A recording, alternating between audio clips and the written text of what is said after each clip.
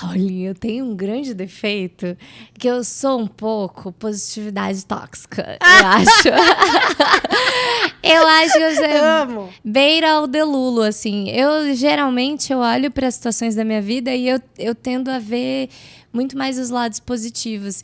E, assim, se eu fosse falar, talvez a coisa mais pesada, assim, que tenha vindo junto com esse meu trabalho e essa minha exposição na televisão foi a responsabilidade de eu ter que lidar, por exemplo, com a questão da minha representatividade ali naquele espaço. Então, por eu ter sido a primeira protagonista amarela na TV Globo, não na televisão brasileira, tá? Que antes de mim veio Rosa Miyake em 1957. Mas, assim, na TV Globo eu fui a primeira protagonista amarela. E é a amarela que fala. Eu acho que eu falei errado, né? Asiática, amarela. Como que fala? Porque eu acho que tem vários termos que a gente precisa se atualizar, né? Total. Por exemplo, em relação à pessoa com deficiência, a gente tem um trabalho com a ACD aqui. Ainda tem muitas expressões que a gente usa que são completamente erradas. E eu acho que é super interessante entender melhor isso. Sim. Para que a gente não cometa erros. Uhum. Porque, às vezes, são erros mesmo que você nem imagina que você está cometendo, né? Acho que a gente está nesse lugar de aprendizado. Total, eu acho que é um processo completamente novo. Eu fui me entender como pessoa amarela de uns anos pra cá, assim.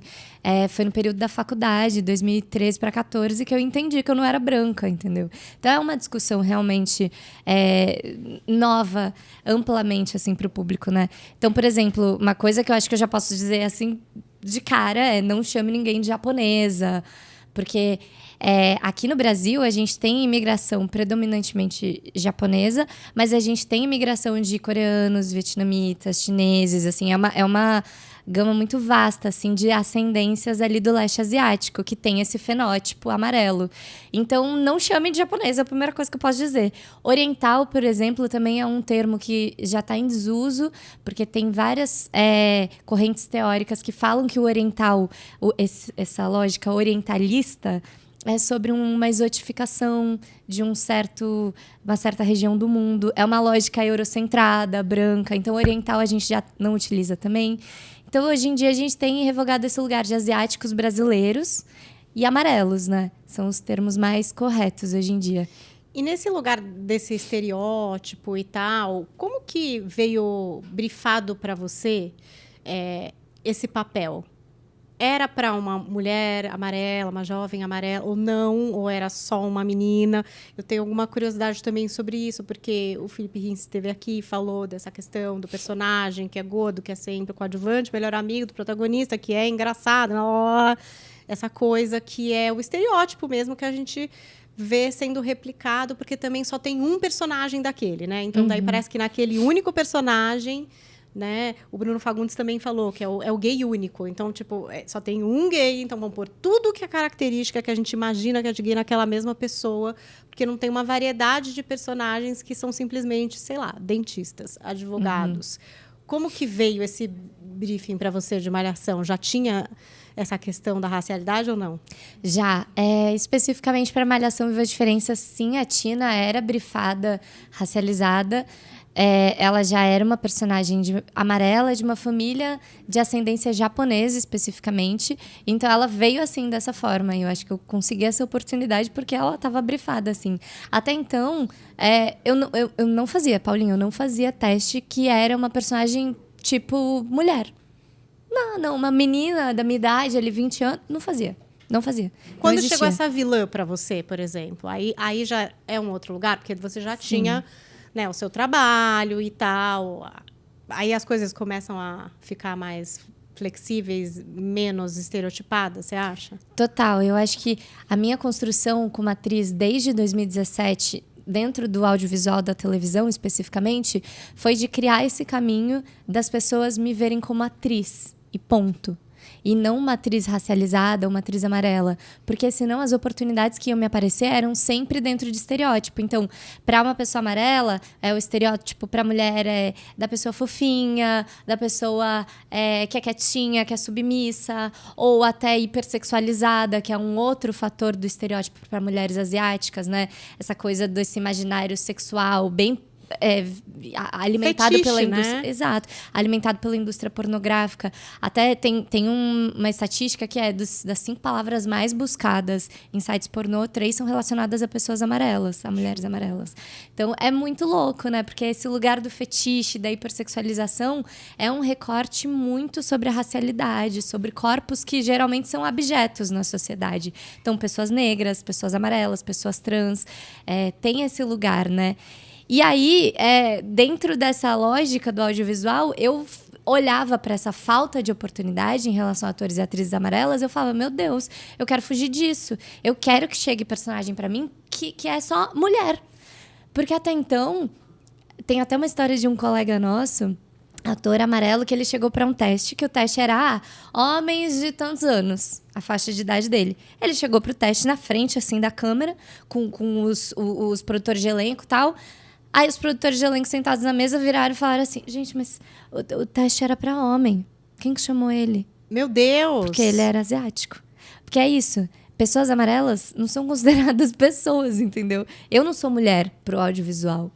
Hoje em dia, porque eu fiz essa construção ao longo dos últimos 8, 9 anos, essa construção de ser vista como atriz e ponto, com a minha individualidade, como Ana Ricari, é o que fez eu conseguir ter essas oportunidades. Mas o meu objetivo daqui para frente é que essa oportunidade que me foi me dada seja dada para outras atrizes amarelas também, entendeu? Eu quero que outras atrizes amarelas estejam lá pelo talento dela e não porque elas estão brifadas, racializadas para elas fazerem o teste, sacou? Eu vi uma entrevista sua com a Tati Bernardi que você falou de um lance de bastidor, assim, que eu fiquei chocada, para falar a verdade, que era um negócio até com maquiadores e tal, acho que foi o exemplo que você usou ali, de dizer que não sabiam te maquiar. Não, isso acontecia muito. Eu fazia muita publicidade. E eu acho que tem esse lugar, assim, de... Como é um rosto que não era muito visto dentro da mídia, na hora que aparecia numa capa de revista, era uma coisa exótica, né? Uma coisa que é diferente. E aí eu chegava nas publicidades, eles... Já ouvi várias vezes o maquiador falar... Ai, eu não sei te maquiar. Vou chamar fulana para te maquiar. Ai, ou então... Seu rosto é tão bonito, né? Para uma japonesa. Uma coisa assim, esses comentários assim, que vem quase num lugar de elogio, mas você olha e você fala, gente, isso não é um elogio, né? Não, tá muito torto isso daí. Tá muito estranho. Também, nesse mesmo podcast, que foi muito boa, inclusive, tem uma história, essa história assim de... Nossa, ser igual a Sabrina Sato, sabe assim? Que é a única referência, mas as pessoas só conhecem uma pessoa amarela, ascendente, né? Que fala que é a Sabrina Sato, assim.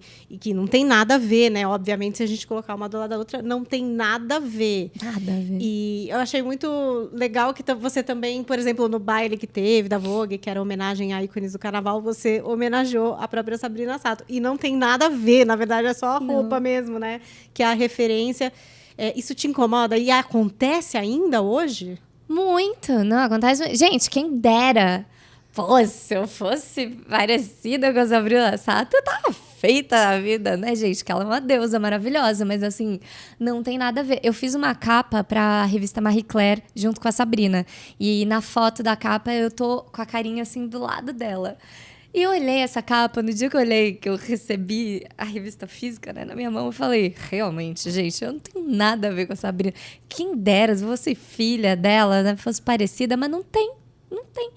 E acontece muito, porque o que faz as pessoas fazerem essa comparação é o fato delas não olharem pra gente enquanto indivíduos. Essa lógica racista é o que nos desumaniza.